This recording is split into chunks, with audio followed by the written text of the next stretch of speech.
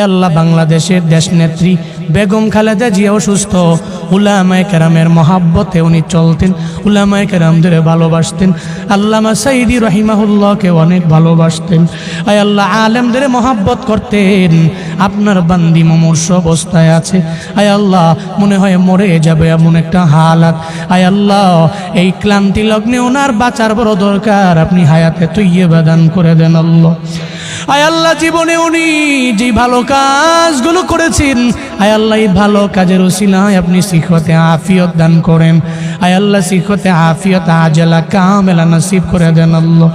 আয় আল্লাহ সারা দেশের মানুষেরা উনার জন্য দোয়া করে। কেন দোয়া করে?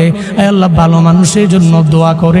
আয় আল্লাহ যারা উলামায়ে কেরামকে মহাব্বত করেছে, আয় আল্লাহ আলেমদেরকে প্রায়োরিটি দিয়েছেন, আয় আল্লাহ উনি বলেছে উলামায়ে কেরামরা জঙ্গি না, জীবনও জঙ্গি হতে পারে না।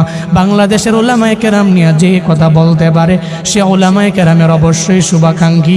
আয় আল্লাহ এই জন্য আমরা উলামায়ে কেরামের আপনার দরওয়াজায় হাত বাড়াইলাম। আপনার বান্দিরে আপনি সিহতে আফিয়ত দান করেন, আজলা কামেলা নসিব করে দেন রে আল্লাহ। আর যদি বিদায় বেলা এসে যায়, আয় আল্লাহ কালেমা পড়তে পড়তে কালেমার সাথে ঈমানের সাথে আপনি মরণ নসিব করিয়েন রে আমার আল্লাহ।